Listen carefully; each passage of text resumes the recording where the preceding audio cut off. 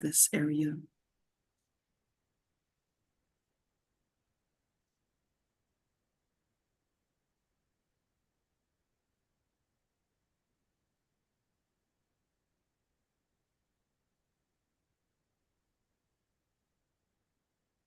All right, everybody. So, Assalamu alaikum wa rahmatullahi wa barakatuh and Bismillah ar-Rahman ar-Rahim.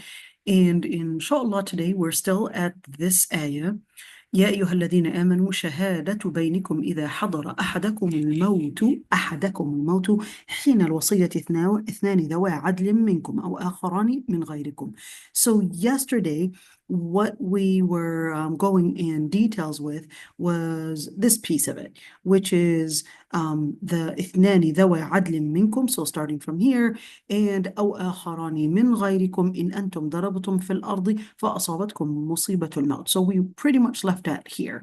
That's all we did tafsir for. So the whole hour yesterday was trying to do the tafsir for this portion of it. Just اثنان ذوي عدل منكم أو آخران من غيركم. And the details that we went into was number one, this pronoun and this pronoun right there and what it involves.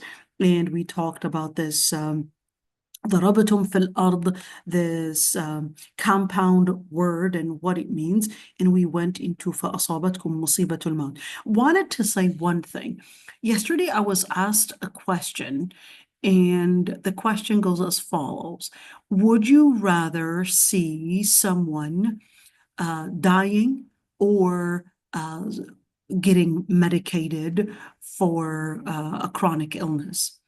So we don't really know whether indeed, first of all, Allah subhanahu wa ta'ala called al-maut musiba, called death as a calamity. There's no question about that piece of it, that death is indeed a calamity. Yet, when we're speaking about which is more acceptable, which is considered as morally better to do, see somebody suffer longer or see somebody perhaps die.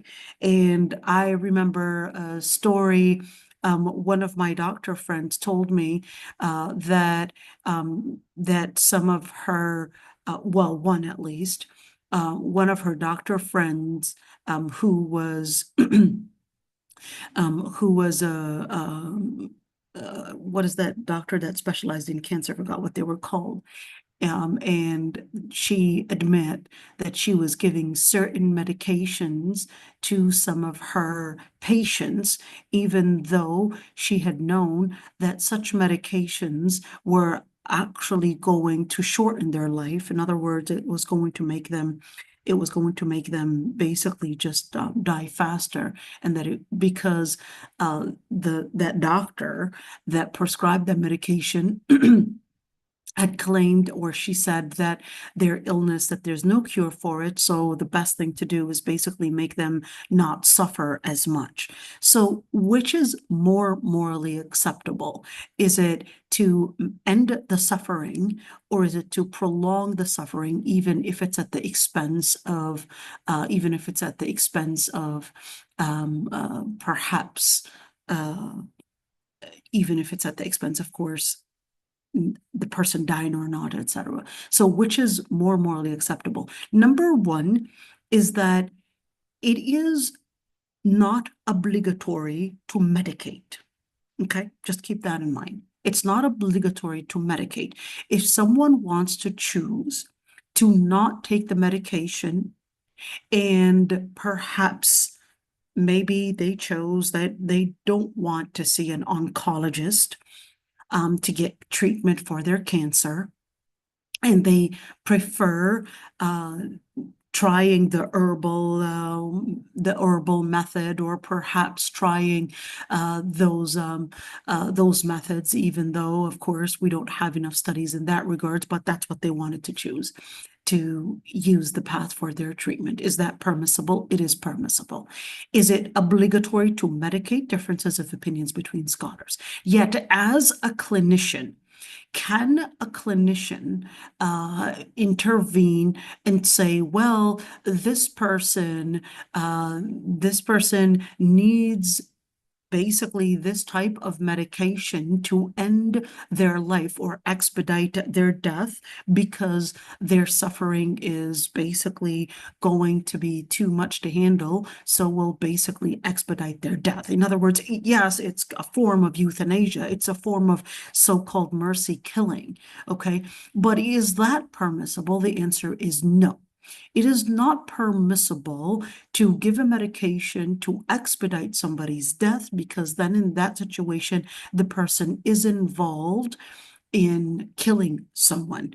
But it is important to keep in mind that some medications, they do actually have as part of their side effect that this can be fatal, that this can be something that, yes, it does take away, for example, the pain, but it does also damage some organs, and therefore, based on damaging the organs, it can expedite death. Okay, so in that situation, the person can choose, the person that is involved, the person, if they're awake and they're aware, they do have the right to choose to, yes, I will take, for example, this medication and remove the pain at the expense, perhaps at the expense of me recognizing that it also causes certain damage, because I'm not able to handle the pain, etc. So in that situation, the person can choose. Now, I did actually do a thorough study in regards to using things like street drugs. I know this is outside of the topic, but let's just say things like oxycodone, or things like Percocet, or different kinds of medications, or at least painkillers, even the strongest of them, is basically not helping that person. Or maybe they are probably right now taking just morphine, but it's still not helping that person. Is that necessarily something that, if it's not helping, and is that something that gives the person the permission? They had tried one time using marijuana and it worked, for example. It worked, it reduced the pain, and it basically helped them at least get some relief. Okay, there are differences of opinions in that regards. And the other question that comes in is, whose prescription or whose recommendation are we going to use? Are we going to basically get a prescription from a doctor to tell me, well, yeah, since, we tried giving you all these medications that didn't work in basically one, treating you. Now we're going from a stage of treatment. So right now we know that there's no treatment.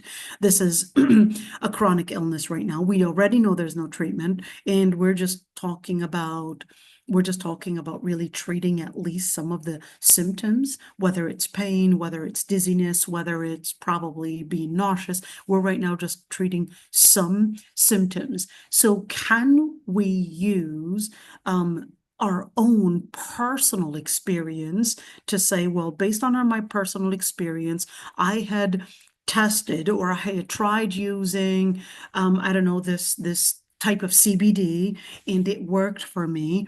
And that's the only thing that relieved my headache, or the only thing that relieved my pains. Can we actually use that? So we would look into well, what can this do? And are we capable of eliminating, let's say, the intoxication in it? So let's say someone was using hashish, or probably using marijuana in a certain amount. So if the person's capable of taking a certain amount of, let's say, marijuana, using their own personal experience, that it helped with seizure, it helped with their headache, it helped with certain symptoms that they're facing, then yes, we can use their personal experience, only if the different other prescribed medications, or the different medications that we already know that the pharmaceutical companies had basically introduced as healthy and safe to use in these 1, 2, 3 cases, and this still did not help that patient. So in that situation, this person is basically coming in to basically say, well, we're looking at this situation that is needing help, and this person saying I was only capable of finding this type of CBD that was helping me. Can I use it? And then in that situation, we'll say, well, if you don't have an alternative using the prescribed medications, and that was the only thing, we're going to look at the type of CBD or the type of drug. This is basically street drugs. If this street drug, part of the side effect is going to lead perhaps maybe a high level of intoxication, then in that situation, we would say that would be haram to use, and you have to endure some patience. But let's say that no, a certain amount of, let's say we're talking about marijuana. Okay, a certain amount of marijuana was definitely not as, let's say, not as dangerous or as harmful as, basically, it's not as potent as, for example, cocaine. And if you're looking at cocaine, it's definitely not as powerful as meth. Okay, so now we're going to say, well, let's see which is the least in its dangers, and then we're going to take it one at a time.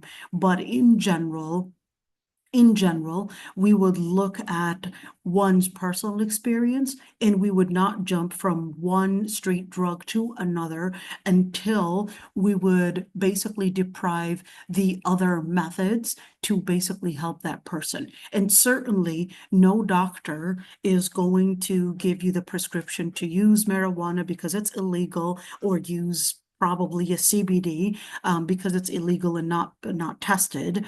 So they're not allowed to give you and tell you, okay, well, here's what you could use. You could use Delta, or you could use whatever type of a CBD to help with your symptoms. They're not allowed to do that because, first, that we don't have enough studies on that. Two, they don't have the training to prescribe such things.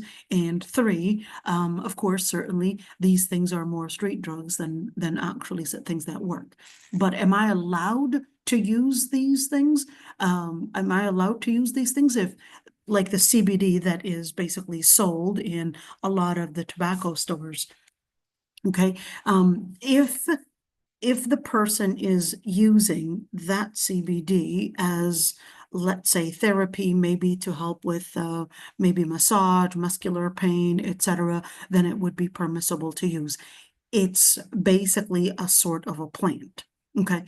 Do I have to, is it considered haram to get this type of CBD? Oh, just give me a second. Hello?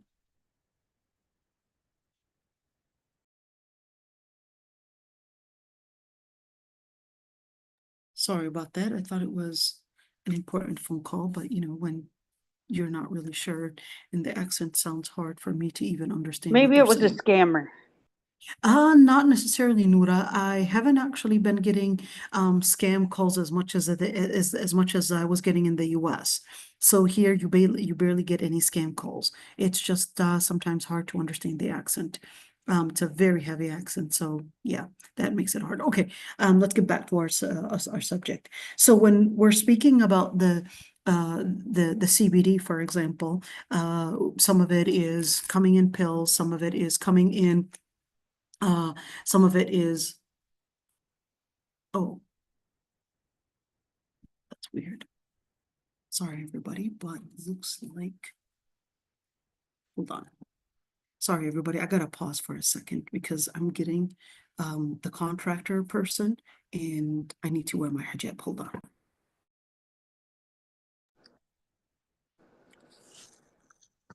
Alhamdulillah.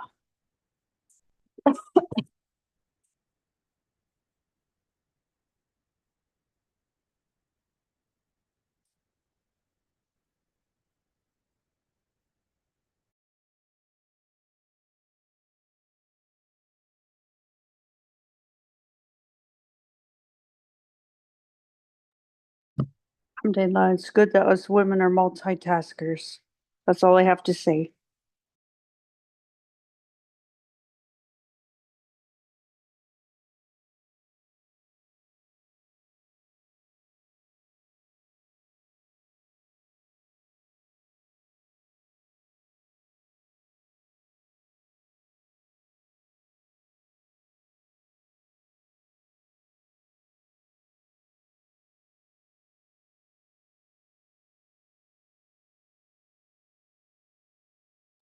Sorry, ladies.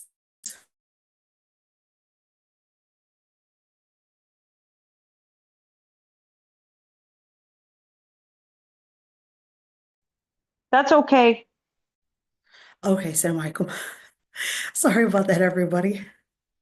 But we're getting this contractor, and he's supposed to be, doing some stuff at home. And my husband will meet him, so I'll be doing the fun stuff, right? Right, so going back, when we're speaking about CBD as an example, all right, like I said, we're going to look at the effect. So the CBD that they would be selling, some of it is pills, some of it is creams, some of it is gummy bears, some kind of gummies that they would sell. Some of it is to be smoked. Some of it is to be chewed. So it depends on what kind you're talking about, but they all take the same ruling.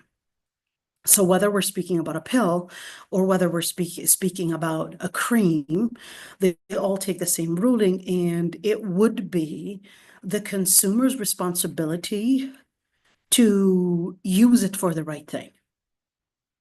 Okay, but if we have a CBD that is only used only for probably getting high, getting not necessarily getting treatment, or at least to reduce some certain symptoms, etc., then that would actually be considered as selling a type of drugs, and therefore that would not be allowed.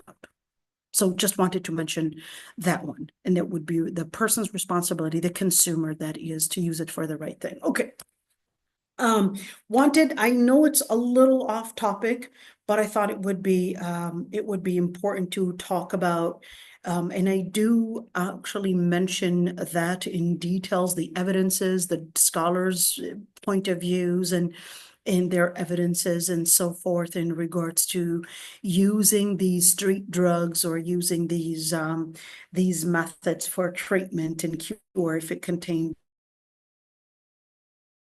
or if it contains something that, and we know, for example, marijuana is not necessarily najis, impure per se, but it has al-mufattir.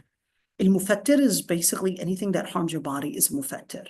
So therefore, tobacco, for example, is haram because it's mufattir, because of the fact that it had been proven that it contains the nicotine, the different substances that basically can harm your lungs, harm your body, harm your heart, etc. Then in that situation, this basically would make the conclusion is 100% that tobacco is haram because it is mufattir.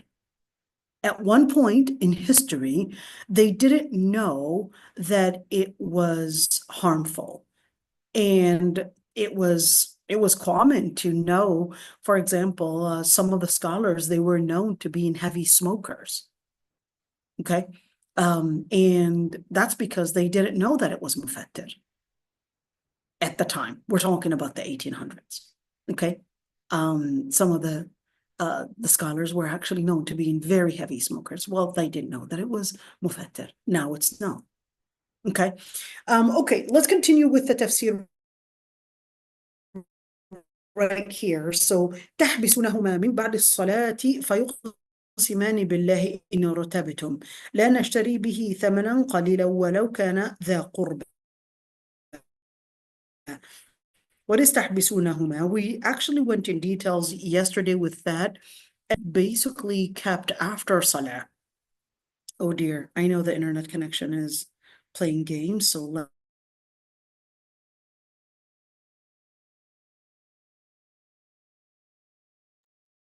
I'm surprised that you said that some of the scholars were really heavy smokers on Allah. But I guess they just didn't know that it was bad. I know it's, you want to keep in mind, they just didn't know. They just didn't know. So you want to keep in mind.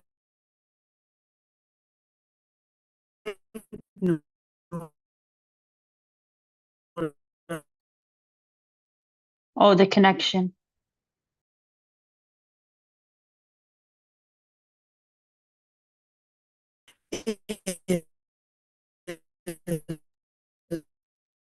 Yeah, the connection is not good right now.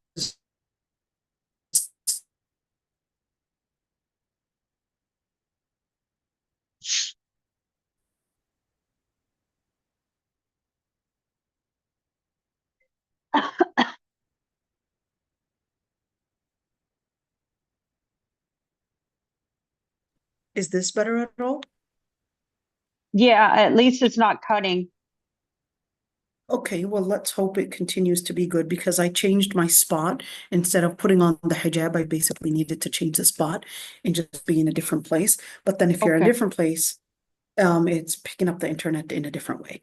Okay. Okay. تحبسونهم بعد الصلاة. What is تحبسونهم بعد الصلاة? And we talked about الحبس, we talked about penalty, and we talked about the different ways of punishment. And what is permissible. We went in details with that. من بعد الصلاة, after صلاة العصر, according to the majority of the scholars. فيقسمان بالله. What is القسم بالله?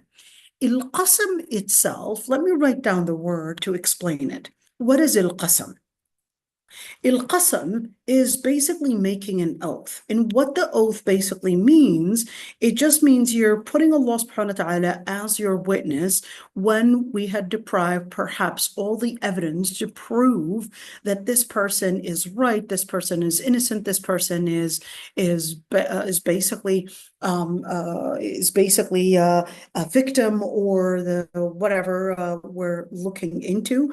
Or even as a witness. In other words, we're trying to put in the evidence, and here we are. We couldn't put the pieces together, so we're asking this person to do al-qasam, to basically make an oath.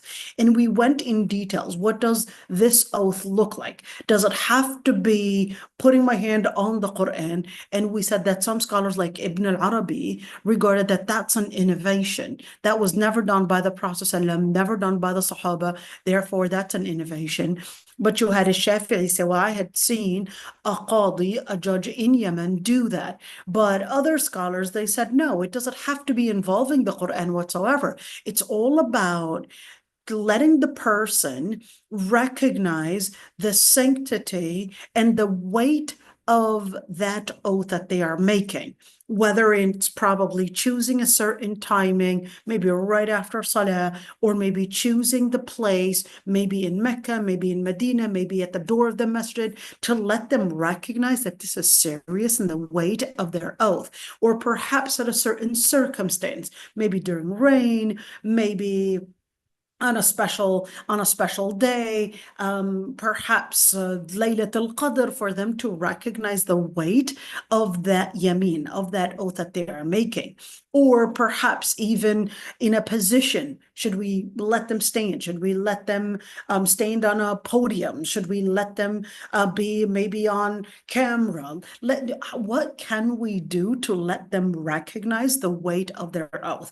I would like to say, you see the way the different courts are set up, the way that, for example, the judge is wearing this black cloak or whatever, black, I guess, this black attire, and probably it's long, and this judge is sitting on a podium kind of thing. It's on a higher level than everyone else. Someone else is doing the typing. Another person is probably helping the judge, and the witnesses are sitting on that side, for example, being asked to answer certain questions. That whole setting was introduced by Al-Qadi Abu Yusuf. And who's that? Al-Qadi Abu Yusuf, his name was Yaqub ibn Ibrahim. Let's write down his name. Yaqub ibn Ibrahim. And who is that? So Yaqub ibn Ibrahim, his nickname was Abu Yusuf, and he was the main student for Imam Abu Hanifa. He was the main student. I think, if I'm not mistaken, he died 183 Hijriya. Correct me if I'm wrong. And he had written the most important introduction in the Madhab Hanafi in regards to different things that relate to taxes, different things that relate to kharaj. It's a specific kind of let's call it a part of the money that basically involves the certain things in treasury. So that would basically be Abu Yusuf. When did Abu Hanifa, when did he die? Abu Hanifa died 150-year Hijrah. 150, okay. 150.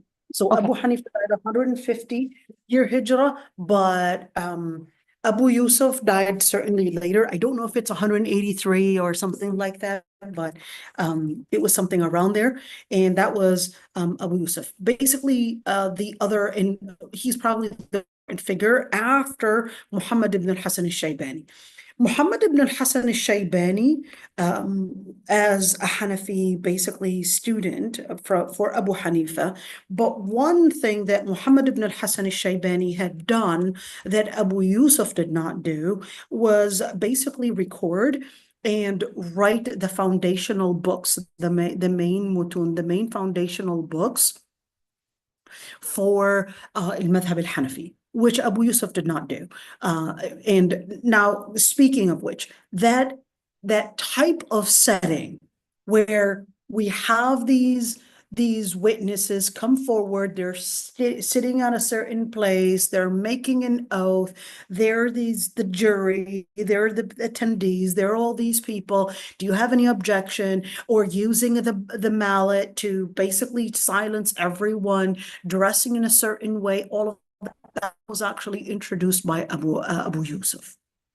Why was he introducing all of this? It was to give some kind of sanctity and honor to the judge in order for the people present to recognize the weight and the sanctity of this rule or a decree, or probably making a statement and what that means. So now we're speaking so about here in the West, we got that from them.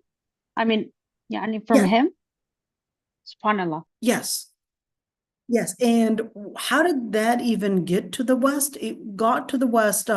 You want to keep in mind that whether we're talking about UK or we're talking about France, they were introduced to this system by those that used to live in Al-Andalus and used to get al-ilm from Al-Andalus. So later, the Europeans, they basically learned a lot of different things from the Muslims that were living in Al-Andalus, and then it was passed on to UK and, basically Great Britain and also France. So if you were to look into the constitution, even for France at least, because UK has a different system, you were to look at the French constitution, even the American, a lot of it actually goes back to Madhab Hanafi and Madhab Maliki. In particular, Madhab Hanafi and Madhab Maliki. So many people would think that everything within the government is actually against Islam. That's not necessarily true. A lot of the things within the government system, within the court system, actually comes from Hanafi and Madhab Maliki. It goes all the way back to Al-Andalus. Madhab Maliki, why? Because Al-Andalus was Madhab Maliki. Why Madhab Hanafi? In particular, because the Uthmani Empire, the Uthmani Khilafah was Madhab Hanafi. So it was also learning from that. Okay? just, just seeing how we would get to where we're right now. Okay, فيقسمان بالله. What is فيقسمان بالله? So when we're speaking about al-qasam, let's go back to that word right there. Okay, now this is not allowing me. How do you do this? Okay. Oh, well, it doesn't want to give me the chance to do it. Okay, there we go. We manipulated it. Okay, so when we're speaking about al-qasam, there are two reasons why we could make a person do al-qasam. So then he would, one, Allah subhanahu wa ta'ala as basically the one to, oh dear, it's telling me the internet connection is not good. It was a second ago, and then you got back to. Basically because I'm far away from the router because we've got the construction person. So if we're speaking about making al-yamin, it's to make the oath that the person is recognizing that Allah subhanahu wa ta'ala is overseeing what they are doing. And overseeing, he'll hold them accountable for whatever they're making the oath in regards to.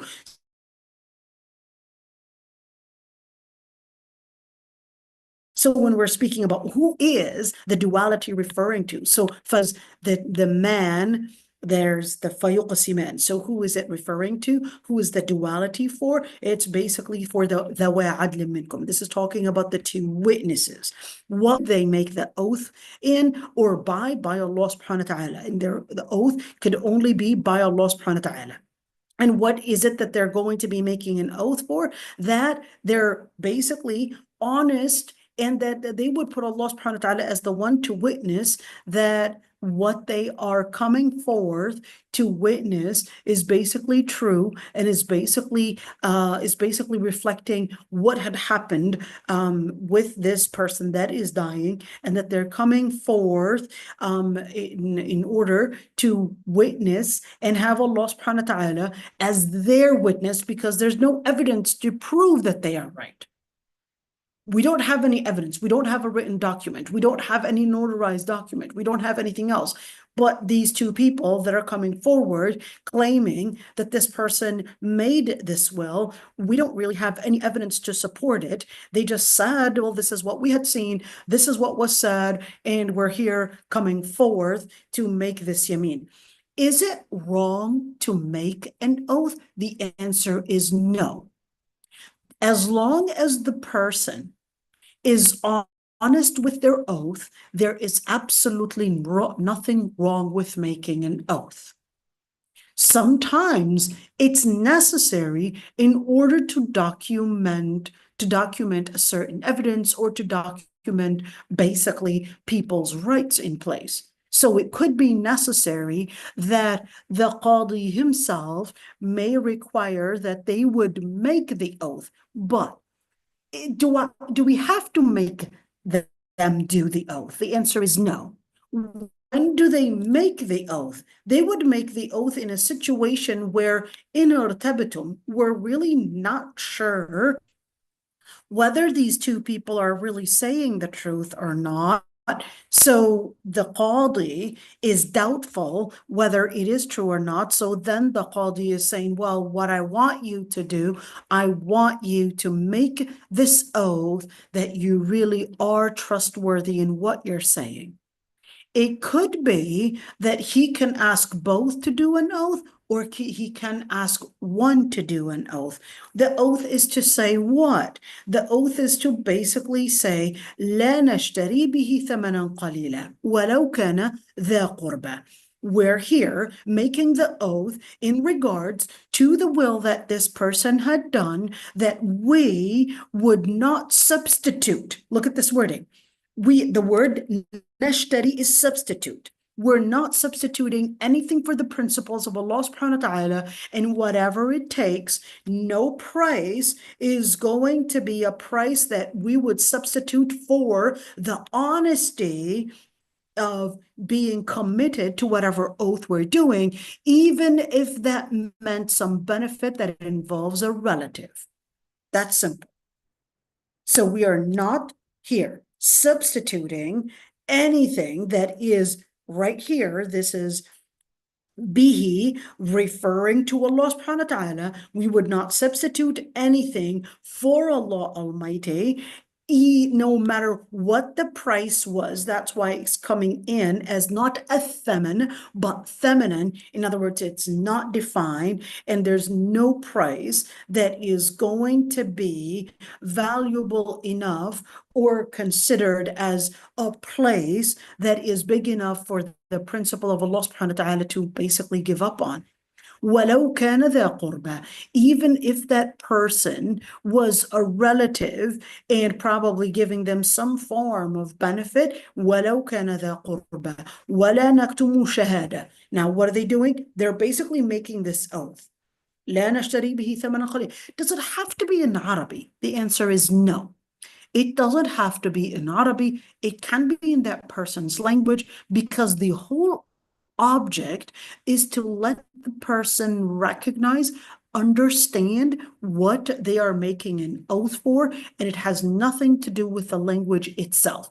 As long as the person is understanding the sanctity, they're understanding the sanctity of what they're making an oath for, they're understanding the weight of that oath, they're basically recognizing what they're making an oath about. It makes no person, if somebody is speaking in maybe Urdu and I'm asking them to make an oath and I'm saying everything in Arabic, and this person doesn't understand what we're actually them to do an oath for. It has to be something that they can comprehend, that they understand what they're making an oath in regards to. Okay, can they make an oath in their own language? Like, say, for example, instead of wallahi, say by Allah, for example. Yes, the person can make an oath using a different language, and it doesn't have to be wallahi or billahi or tallahi, as long as they are basically making an oath by Allah subhanahu wa ta'ala, and not necessarily by something that relates to shirk. Okay, and it has to be basically understood by the person that is making the oath, and by, of course, the judge, and by those that are present. What is this oath about? And certainly making sure that we're all the different sides are understanding that لا نكتم شهادة الله. We would not conceal any witness or any truth that basically involves Allah subhanahu wa ta'ala. We're just going to side with justice, regardless, whether it's going to be against what probably is the benefit for our relatives, or whether it's probably against our own interest, or probably against other people. At the end, your duty is to say the truth. This is not involving anyone. This is involving Allah subhanahu wa ta'ala, and involving justice, and involving truth. Inna إِذَا لَمِنَ الْآثِمِينَ, and recognize that if they are not saying the truth, then in that situation, of course, the result, the consequence is that they would be مِنَ الْآثِمِينَ. They would be sinners. I want to look into a couple things here. When you say in irtabitum, okay, so I gave the general tafsir for this ayah, but then of course there are certain details that we need to go into. So when it says right there فَيُقْسِمَانِ بِاللَّهِ إِنْ ارْتَبْتُمْ, that they would make an oath in situations where we are doubting, does it mean that only in situations when there is doubt that we can actually ask them to make the dua? Or does it have to be one that in cases of doubt, or in case of there is a tuhma al-mutlaqa? What does that mean? There's just a general place of the position, the situation is really a very critical situation. Everybody here, every witness that is coming forth, hey, this is involving $1 million. The number is big. Yeah, perhaps everybody knows you as being religious, but I'm sorry, when we're speaking about $1 million here, every single person is a place of suspicion. Simple. Why? Because the number is so big. So therefore, the judge can simply say, well, I'm not here just going to ask in a situation where I'm doubting the situation, doubting the person and what they're coming forth with. But I'm also here generally because the number is so big, because the circumstances are looking fishy, then in that situation, I want to make sure that we have absolute evidence to support the case and not necessarily just a general, I guess, a feeling in regards to the situation. No, it's not an issue of feeling. I need to have evidence. And if I'm depriving all the evidence, then I try to get shreds of evidence to prove it, but I still am not really sure as a judge in that situation. I could, one, to ask for an oath in a place of doubt, or I could also ask for an oath in a place where I would say everybody in this situation is probably a place of suspicion. So in that situation, especially if we're talking about huquq, we're talking about people's rights, or we're probably talking about the different rights that involve Allah subhanahu wa ta'ala. Wait, what do you mean involve Allah subhanahu wa ta'ala? So for example, the other day I was asked a question. If a woman cheated on her husband, or if a man cheated on his wife, do they have to come forward to their spouse and say, hey, I'm sorry, I cheated on you, for example? Do they have to come forward and ask forgiveness from their spouse for doing this crime? Okay, the answer is no. They don't have to come forward and ask for forgiveness because this is involving, yes, definitely the person did trespass a boundary, which not only against Allah subhanahu wa ta'ala, but it's also against حق الزوج or حق الزوجة, the wife's rights or the husband's rights. There's no question about that. But in general, they're supposed to basically hide the sin and not expose it. That's in general. Don't expose the sins that you had committed. But it doesn't mean that you continue doing the sin. It means you got to stop it. It means you got to bring an end to the sin. But should you confess to the other person and ask forgiveness from them? No.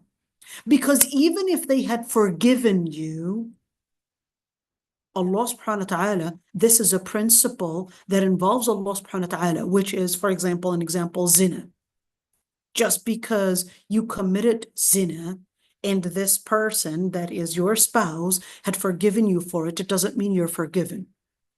This is a transgression against Allah subhanahu wa ta'ala in the first place. Therefore, this transgression is requiring that the person would get punished by Allah subhanahu wa ta'ala, or at least, of course, if there's hudud, to actually apply the penalty of punishment for zina or for whatever we're speaking about in that situation. So it doesn't necessarily mean that you would go and confess about it. Seek forgiveness, stop, seek forgiveness from Allah subhanahu wa ta'ala. What does it mean? Repentance. But don't go and sharing it with your spouse. But it doesn't mean that, yeah, since I'm not discovered, everything's fine. Absolutely not. Absolutely not. It's a bigger ma'asiyah to continue despite the fact that you had known that you continue to regret it, but still commit it. But still commit the ma'asiyah. Okay, so... And certainly, of course, when we're speaking about al-hudud, we're speaking about the rights involving Allah subhanahu wa ta'ala, like stealing, like zina, for example. Of course, those are hudud. Okay, like drinking. All right. Number 17, right there, the point, in irtabitum. So does the judge have to be in doubt whether this person is honest or not? How do we understand all of this? لا نشتري به ثمنا ولو كان ذا قربى. So in ارتبتم, they don't have to, the judge doesn't have to be doubt, because remember these two areas, it can be as a place of doubt or it can be as a place of suspicion. Okay, so in ارتبتم would be in situations where the judge wasn't too sure. Then in that situation, they can require them to make an oath and say you have to make an oath. Should I be afraid to make an oath? Only if you're lying, you should be afraid. But if you're not lying, you don't have to be afraid. I know I'm saying the truth. Wallahi, I didn't eat your cake. I'm saying the truth. Why should I be What? afraid? Okay, so what is artabatum again? In ارتبتم, the word in ارتبتم, the root is raba. Raba actually means to be in doubt. So then if we're talking about the adjective for it, that would be raib. Remember, لا ريب فيه? That's the same root. Oh, okay. Jazakallah khair. Remember? ألف لام ميم ذلك الكتاب لا ريب فيه. That's the same root right there. لا ريب فيه is the same root as ارتبتم. ارتبتم would be, the root is رابة, and then الريب is basically the adjective. Okay, and in ارتبتم,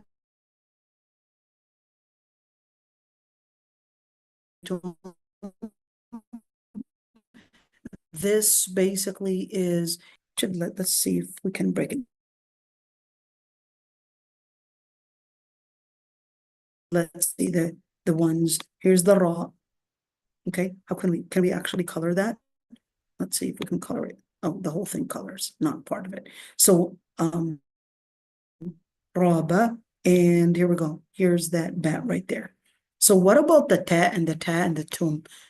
What are we in the alif right there? So irtabitum, that would be the addition in irtabitum, and those additions in it would basically be the addition of, one, we're talking about the pronouns, and two, this is involving the present tense. So yeah, now you have it down. You have it right there. لا نشتري به ثمنا قليلا.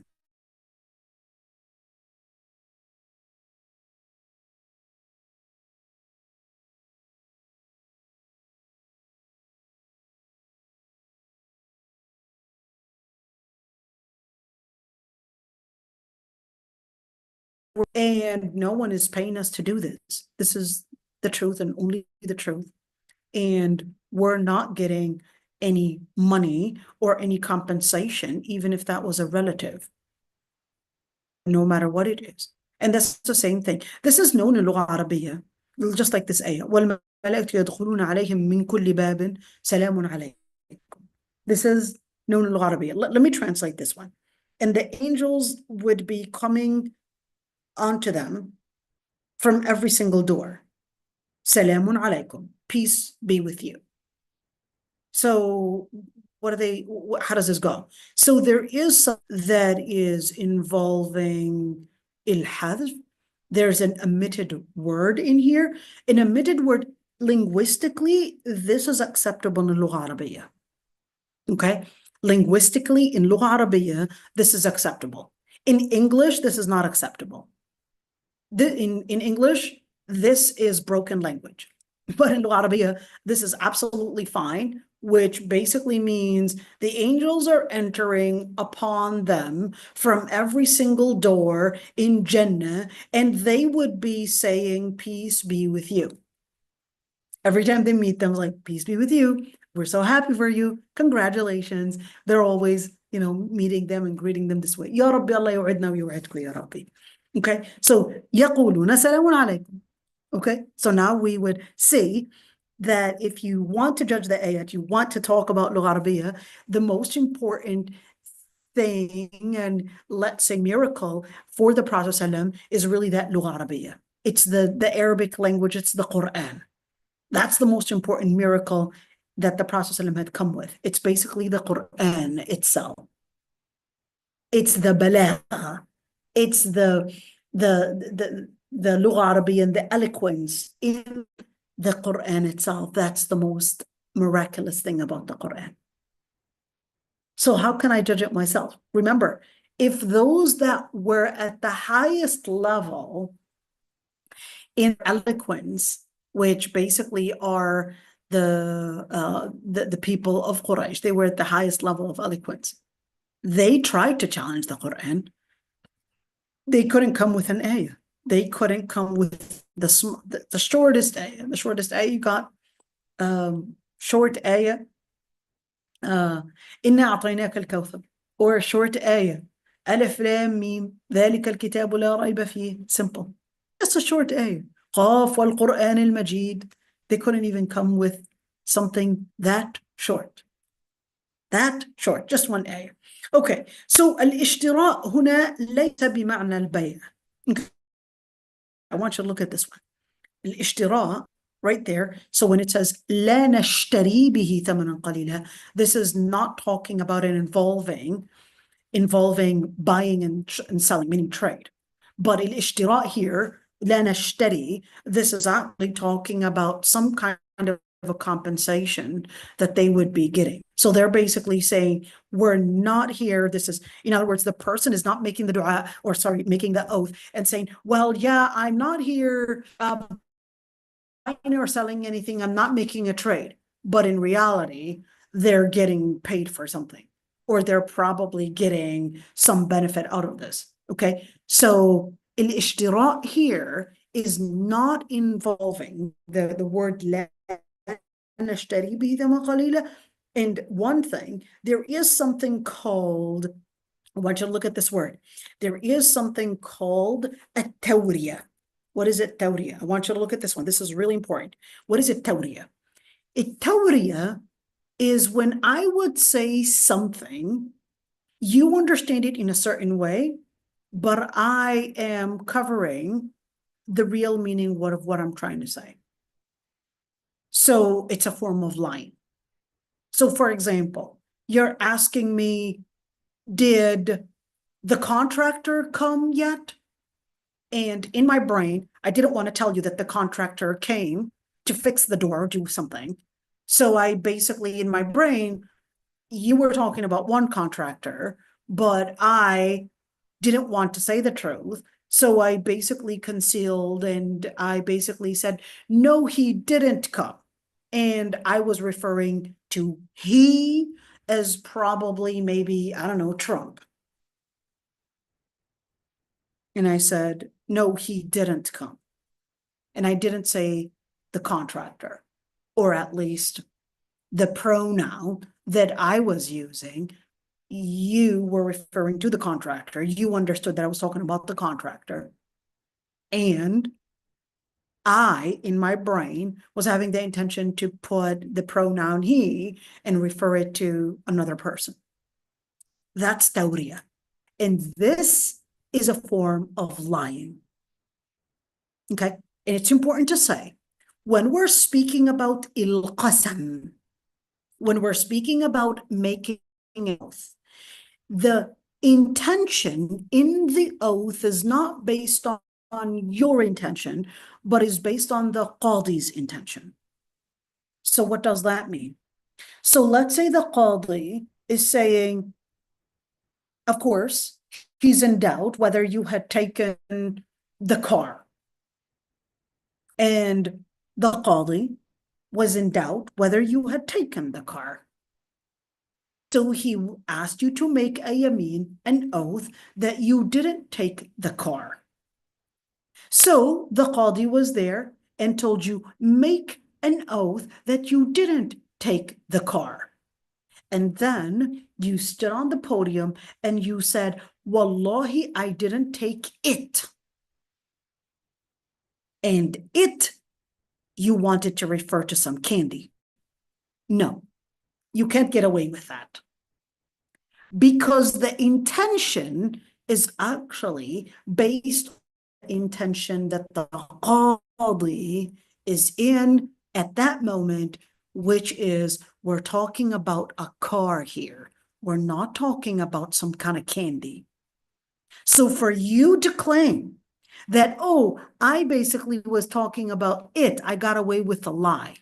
No, you recognize that this tawriya, the pronoun you had used in that oath, that during that moment, that il-qasam is going to be, that ayman that you're doing is going to be based on the intention that the qadi was referring to. This is talking about a car. This was not talking about some kind of Jolly Rancher. This is talking about the car. And therefore, the yameen was involving that. So when you're talking about لا نشتري به ثمنا ولو كان ذا قربى ولا نكتم شهادة لا نشتري, the person cannot say, yeah, sure, لا نشتري به ثمنا, like the oath that I didn't actually get into a business. And of course, I didn't get into a business. There was no official contract. And we would say, I got away with it. No, this is not involving a business.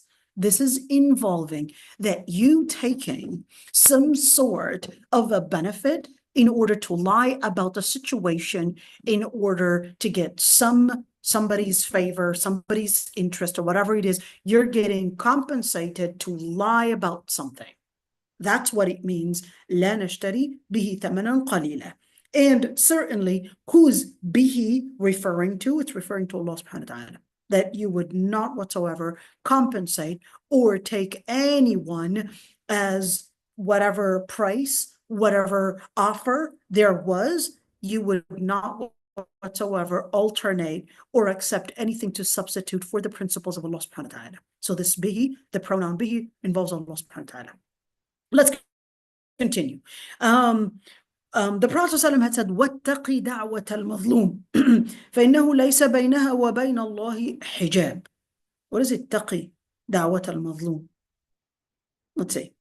And you could see, okay. وَاتَّقِ دَعْوَةَ الْمَظْلُومِ. In other words, what you need to be careful of is the dua, the invocation that a victim, al-mazlum is basically the victim, what they might do, because there is no barrier between it and Allah subhanahu wa ta'ala. اتقي دعوة المظلوم. If a person was abused by you, Allah subhanahu wa ta'ala, if a person was abused by you, Allah subhanahu wa ta'ala would basically answer their dua, and there's no barrier between their dua and Allah subhanahu wa ta'ala. In other words, it's a direct answer. And therefore, Allah subhanahu wa ta'ala is telling you, اتقي دعوة المظلوم.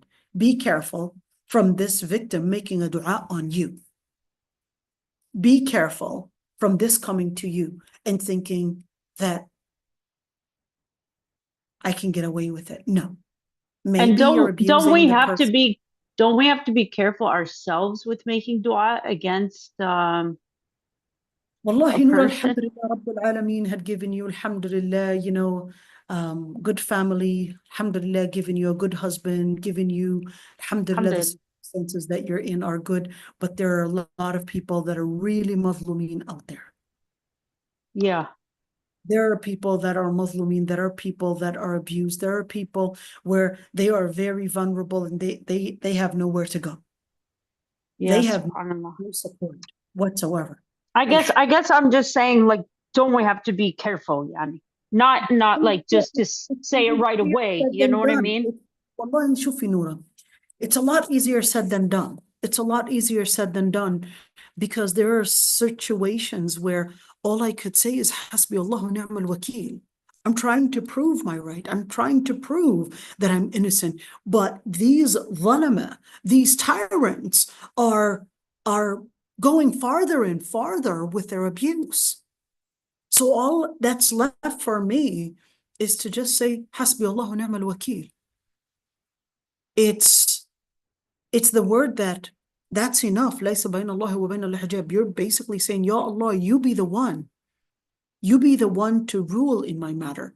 You be the one to give me the support and give me victory over this oppression that I'm living in.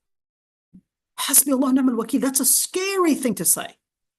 A scary thing to say against any oppressor.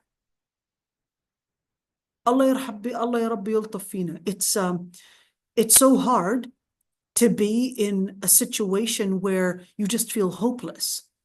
You just feel there's this person that you trusted one day, right now taking your money, right now abusing your reputation, right now Yeah. abusing your, it's so sad that one day I trusted this person, now this person is using my compassion in this person. Yes. I don't know. It's so hard. Allah Rabbi yarhamna And the brahmته. only thing I was thinking about was that the Prophet ﷺ, he said that maybe your enemy would become your best friend, yani. That's the I mean, only I reason why I understand, said that. I understand, but there's a difference between an enemy that is at least keeping distance and between an enemy that is harming you. There's a huge difference Yeah, here. yeah. I see what you're saying. Jazakallah khair. There's a huge difference between an enemy that's keeping distance. Yeah, I don't like them. I don't like them. They kind of, that they're rude. They got an attitude, etc. I don't really like that person. Okay. But there's a difference between a person that, no, they're after me. They're harming my reputation. They're harming me financially. They're harming me physically, psychologically. They're after me. They won't even leave me alone. Hasbi Allah wa ni'mal wakeel. Hasbi Allah wa ni'mal wakeel. They're after that person. So in that situation, ittaqi da'wat al-mazlum. The person that is abused, you want to make sure that you recognize, avoid that al-mazlum, that a person that is abused, oppressed, that they would make a dua against you. And certainly at the same time, for al-mazlum, make sure, it's so common that people that are victims, they tend to become victims again and again and again and again and again. And they don't realize that. They don't realize that their over compassion, that it has to be at a certain limit, and it has to be invested in ways that doesn't continue to make them victims. Some people, if they're married, they're victims from their husbands. If they're basically daughters, they're victims from their dads or their brothers. If they're at work, they're victims from their friends, etc. They just don't know how to set boundaries for the people around them. And they would always be victims. They just don't know how to set boundaries. And they end up becoming victims again and again and again and again. And then they will always die as victims. They just don't know how to put boundaries. They don't know how to say no. They don't know how to tell people to step back. But at the same time, for these people, many times when they're continuously complaining, they're drawing more oppressors to abuse them. So you want to make sure that you don't continuously complain, because by continuously complaining, you are letting others see your identity as a hot spot for abuse. You got to learn when to complain and how to complain and who to complain to. Just be careful. Don't keep on trusting people and ending up needing to be a person to protect yourself again and again and again. Learn how to zip it. Learn how to zip it. Don't complain to every single person. Learn how not to be a complainer. That's why إِنَّمَا أَشْكُو بَثِّي وَحُزْنِي إِلَى اللَّهِ. I would only complain to Allah subhanahu wa ta'ala. All right. Thamanan. Well, what does it mean that they're not buying any thaman? A thaman is supposed to be a price for something, but this is not involving a price for something that they would buy, but this is talking about a compensation. And a thaman doesn't have to be cash. It can be any price. It can be maybe, hey, I will give you a promotion, probably to be higher in the position, in the job, or whatever it is. Any compensation you are given to make an oath, a false oath at least, is going to be considered as a thaman al-qali, as a thaman, as a compensation to make this lie. That would, whether it's a promotion, whether it's any type of a benefit that you would be getting, it doesn't have to be cash, that would basically involve the person making a false oath. Of course, if they were making a false oath. Okay, so just keep that one in mind. ولا نكتم شهادة الله. Sorry. ولا نكتم شهادة الله. And he said there are seven qira'at, so don't want to go in that details because that's not my specialty. So I myself don't know what the different qira'at in reading this one are. So that would be Dr. Samia's specialty, not mine. فإن عثر على أنهما استحقا إثما. What is عثر? عثر means they were found. And in other words, we were capable of knowing and discovering that they were actually liars about the oath that they had made. And they actually istahaqqa ithman. What they deserved is a penalty. So here in ithm is not only a sin, but also a penalty. A fine that they would have to pay. A penalty that they would basically need to get fined for or punished for. Because why? Because we basically discovered the truth. We made an appeal, discovered the truth. We got some new information that basically nullified and contradicted what these people had made the oath in regards to. So that's istahaqqa ithman. Istahaqqa ithman is not only a sin. What involves between them and Allah subhanahu wa ta'ala, that's a sin between them and Allah subhanahu wa ta'ala. What's going to happen to them on Judgment Day is not my issue.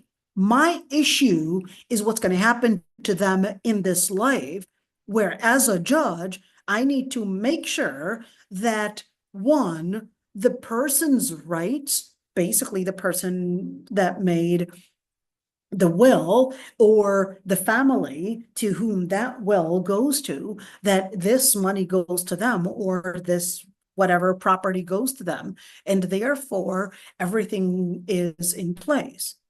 But then that's not enough to just say, oh yeah, we discovered the truth. That's enough with it. No, no, no, no. This is not going to go like that. You had made forgery, committed forgery. You had basically made some form of lying on the government, lying on the people, and you basically are going to get punished for it. There's going to be a penalty.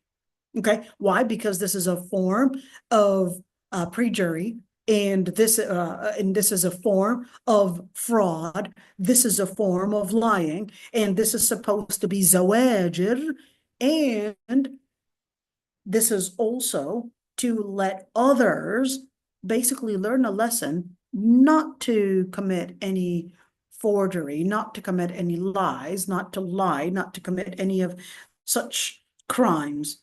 And then in that situation, وَكَذَلِكَ أَعْثَرْنَا عَلَيْهِمْ. أَعْثَرْنَا عَلَيْهِمْ. The word عَثَرَ. What is the word عَثَرَ? عَثَرَ actually means to find. To find. Okay? So when you say athara, it could also mean to trip against something.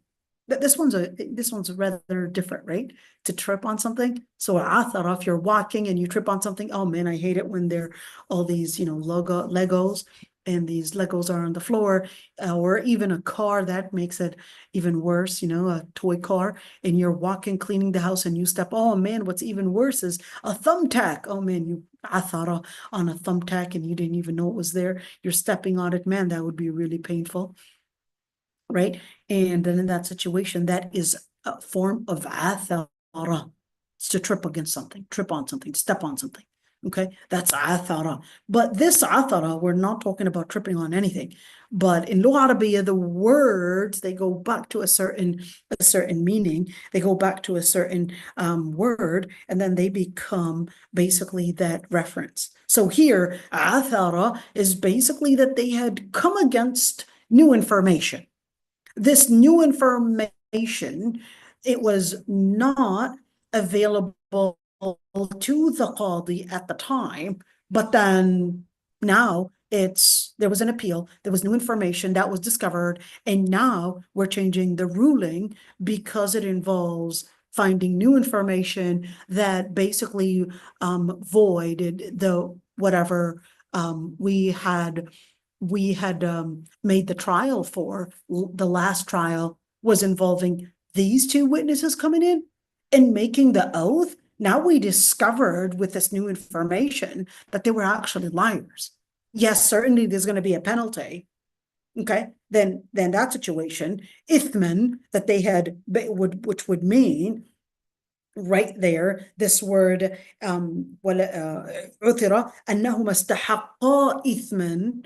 So yes, that they had basically right now they are to be one punished for that lie. Two, they're also to make the compensation. Remember the story when Adi ibn Badda and Tamim al-Dari, they basically hid that jug and sold it for 1,000 dirhams or something, and then 500 went to Adda, or Adi, sorry, ibn Badda, and 500 went to Tamim al-Dari. Tamim al-Dari later confessed that this is what happened and this is what he had done when he had felt guilty about it. But it was before even him confessing, it was actually some two families, or at least the family that had bought it from Adi. Why do I keep saying Adi?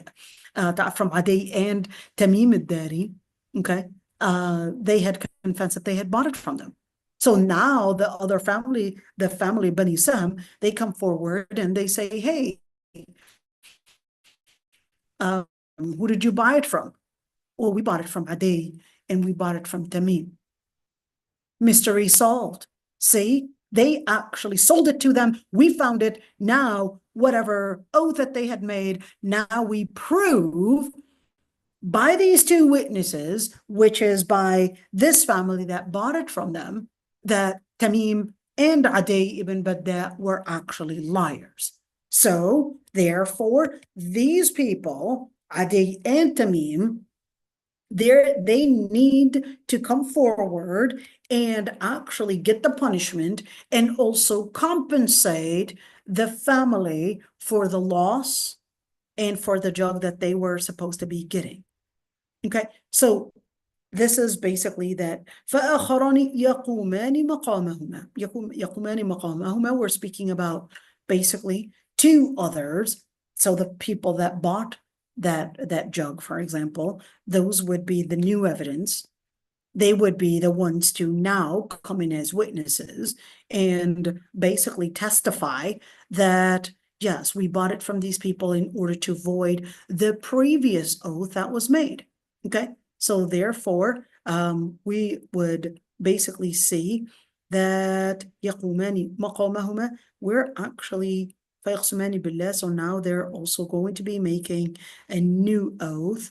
لا شهادتنا أحق من شهادتهما, that our oath is basically the truth. Now we would come forth and we وما اعتدينا, and we did not transgress, and we would be ظالمين, we would be oppressors if we had lied about it.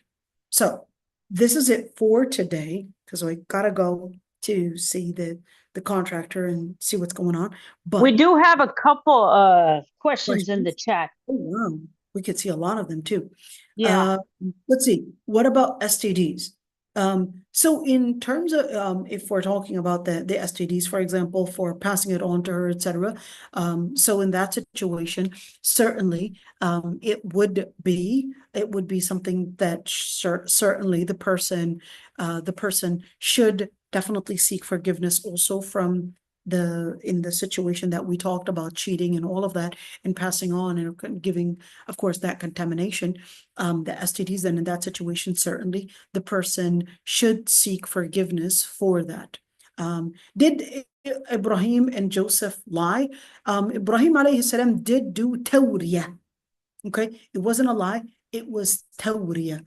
What is tawriyah? Tawriyah is what I had explained. So when they asked him, well, who broke the idol? And he said, فَعَلَهُ كَبِيرُهُمْ هَذَا. The one that did it was one right there. And they were thinking he was talking about the idol, but he was actually talking about كَبِيرُهُمْ هَذَا, meaning his big hand. Okay. Wow, that is sneaky. Will they be held accountable for being a victim again and again and not putting the boundaries in question? That's a good question. SubhanAllah. I mean, some people just don't know how to learn a lesson. Will they be held accountable for making themselves victim again and again? SubhanAllah, it's a skill. Not everyone knows how to protect themselves. And some people, they end up committing those mistakes and they just don't know how to protect themselves. It doesn't justify an oppressor for oppressing that person. He's still a victim. Okay, he's still a victim. But at the same time, Islam gives these victims the keys on how to keep themselves protected, letting them learn about their rights and responsibilities, not complaining about what they're going through, because that's going to attract more of those abusers onto them. Learning how to also make that dhikr, Allahu Akbar, that's to give you that power too. So certain adhkar are to help the person learn how to go from being a victim and continuously becoming a victim to now, I guess, being a person of strength.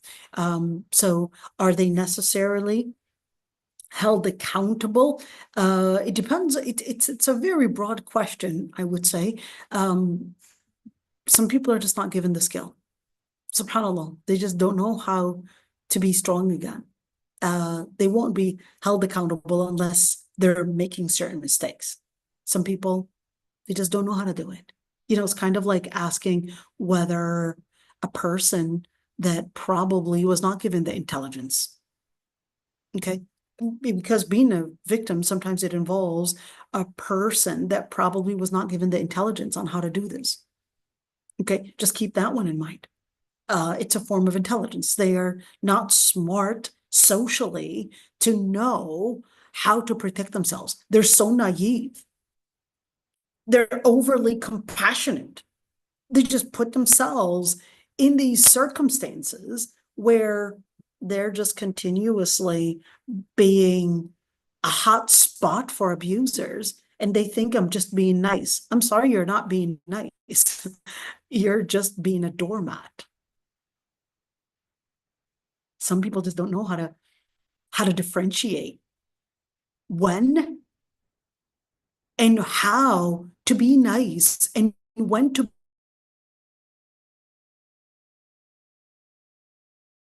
be nice and when to put a boundary to let.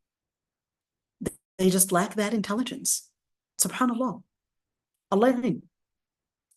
So learning roles and responsibilities, learning, etc.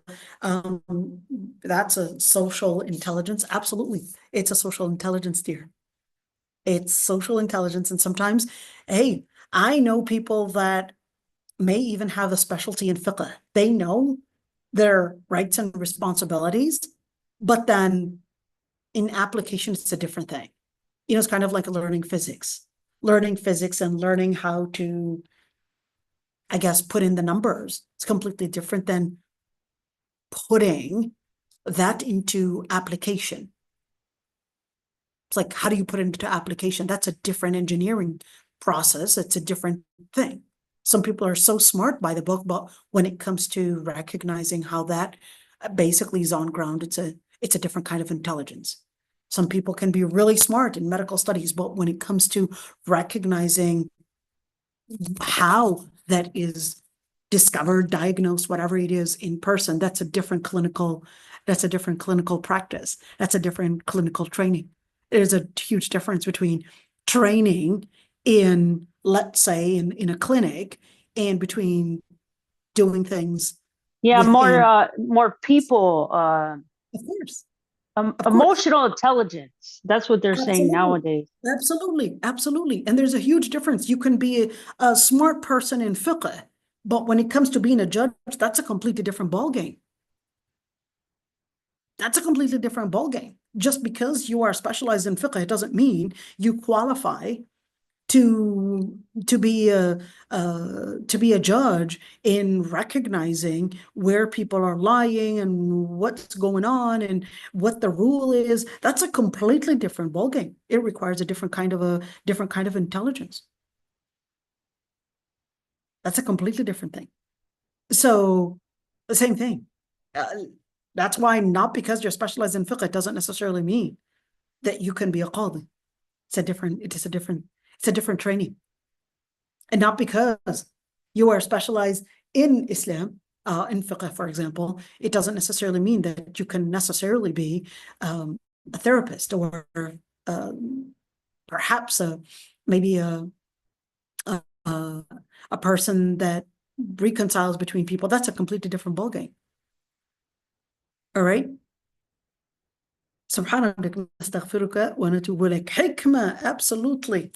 نستغفرك ونتوب إليك. نشهد أن لا إله إلا أنت. I actually have to go. Sorry, everybody. And inshallah, we'll see you all, but I really have to go. That was really good, mashallah. Jazakallah khair. Okay, we'll see you tomorrow, inshallah. That gives me a good pat on the back. It's like, yeah, even if you're a teacher, you always need a pat on the back. You did good. Alhamdulillah. Allah يرضى عليك. That's it. سبحانك اللهم وبحمدك نستغفرك ونتوب إليك. I will leave, but I'll let you guys stay together, okay? Okay. Assalamu alaikum, everybody. Assalamu alaikum. Wa alaikum salam rahmatullah. How are you doing, sister? Good, alhamdulillah. How are you? Good, alhamdulillah. Alhamdulillah. You said you had kids, right? Yeah, I do. How are they doing? Oh, they're good. Alhamdulillah. They got school in the morning, so they sleeping, and one daughter has a math test tomorrow, so she's still trying to do some last minute studying. Inshallah, she'll get a good grade. Inshallah. Inshallah. Man, my kids are off tomorrow because there's like tons of snow outside. Oh, you're in Michigan, right? No, I'm in Virginia. Virginia. Oh, that's right. Yeah, subhanallah. It's so crazy because I just came back from Minnesota and there was tons of snow. And then I came here, I'm like, alhamdulillah, there's no snow. And then subhanallah, next day, there's at least 6 inches out there. Oh my God. That's not common for Virginia, right? No, oh my God, sister. You don't understand. Destin, Florida, it's like the beach, right? Mm-hmm. They literally got 6 inches of snow at the beach. That's how crazy the weather has been this year. What? I know. Subhanallah. Yeah, crazy weather this year. Alrighty, well, I'm gonna head off to bed. You all have a good night, inshallah. Okay, we'll see you tomorrow, inshallah. Alrighty. Assalamu alaikum. Wa alaikum salam rahmatullahi wa barakatuh. How's everybody else doing?